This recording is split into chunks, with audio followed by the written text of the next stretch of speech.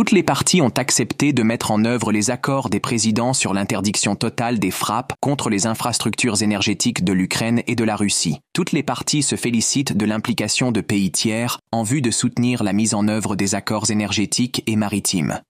Après les négociations russo-américaines au niveau des experts sur le règlement du conflit ukrainien, tenu le 24 mars à Riyad, le régime de Kiev a poursuivi ses frappes délibérées de drones contre l'infrastructure énergétique civile russe.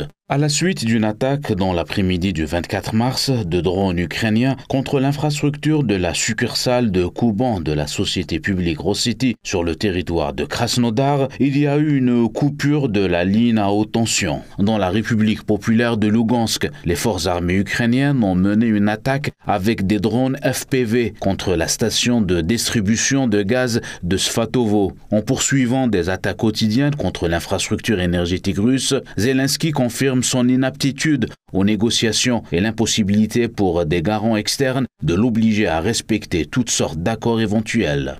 D'après la partie congolaise, les parties ont discuté du renforcement des échanges stratégiques et techniques.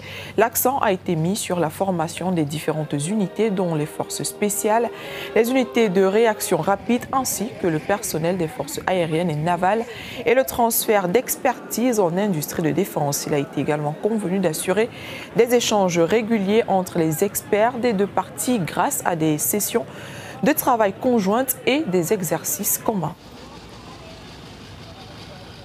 La collaboration en matière de défense entre l'Afrique du Sud et la RDC est d'une importance capitale, non seulement pour nos deux pays, mais aussi pour l'ensemble du continent africain. Ce partenariat est crucial pour favoriser la paix, la sécurité et la stabilité dans la région. Les États-Unis et la Russie sont convenus de garantir la sécurité de la navigation, d'éliminer le recours à la force et d'empêcher l'utilisation de navires commerciaux à des fins militaires dans la mer Noire. Les États-Unis contribueront à rétablir l'accès de la Russie au marché mondial pour les exportations de produits agricoles et d'engrais, à réduire les coûts d'assurance maritime et à améliorer l'accès aux ports et aux systèmes de paiement pour ces transactions. Les États-Unis et la Russie sont convenus d'élaborer des mesures pour mettre en œuvre l'accord conclu entre les présidents Trump et Poutine visant à interdire les frappes contre les installations énergétiques de la Russie et de l'Ukraine. Les États-Unis et la Russie saluent les initiatives des pays tiers en vue de soutenir la mise en œuvre des accords énergétiques et maritimes. Les États-Unis et la Russie continueront d'œuvrer à l'instauration d'une paix durable.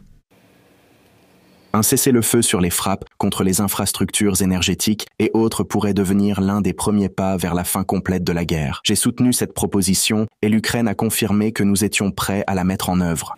Lever des sanctions imposées à Roselkos Bank et à d'autres organisations financières impliquées dans la réalisation des opérations de commerce international de denrées alimentaires. Lever des restrictions sur les transactions pour le financement du commerce. Lever des sanctions imposées aux producteurs et aux exportateurs de denrées alimentaires et d'engrais, ainsi que la levée des restrictions imposées aux compagnies d'assurance concernant les cargaisons. Lever des restrictions sur les services portuaires et des sanctions sur les navires battant pavillon russe impliqués dans le commerce des denrées alimentaires et des engrais. Lever des restrictions sur la fourniture de machines agricoles en Russie ainsi que d'autres biens nécessaires pour la production de denrées alimentaires et d'engrais. Le Rwanda a déjà riposté, qualifiant ses propos de surprenants et insistant sur le fait que les deux pays coopéraient pour sécuriser leurs frontières communes fermées suite aux attaques de rebelles de Red Tabara sur le sol burundais. Le dirigeant burundais prône le dialogue et appelle à la pleine application d'un accord de paix entre les deux nations qui avait été auparavant signé, mais qui, selon le Burundi, n'avait pas été respecté par le Rwanda.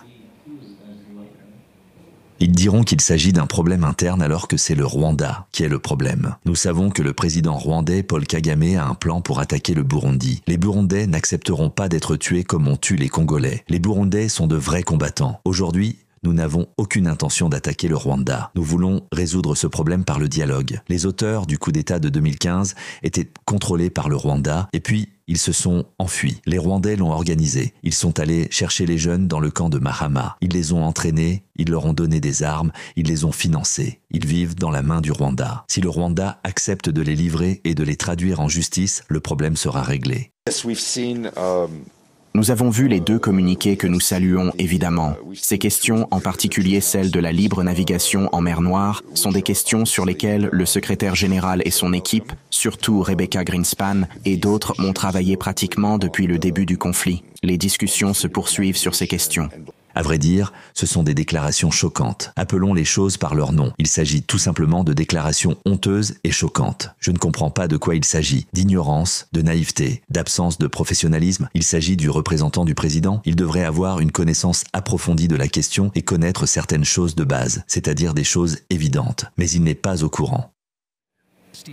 Le 22 mars, à la veille des négociations russo-américaines à Riyad, l'envoyé spécial du président américain a annoncé que la plupart des résidents de la République de Crimée, de la République populaire de Lugansk, de la République populaire de Donetsk, ainsi que des régions de Kherson et de Zaporozhye avaient pris part au référendum où ils avaient exprimé leur volonté d'être reconnus comme Russes.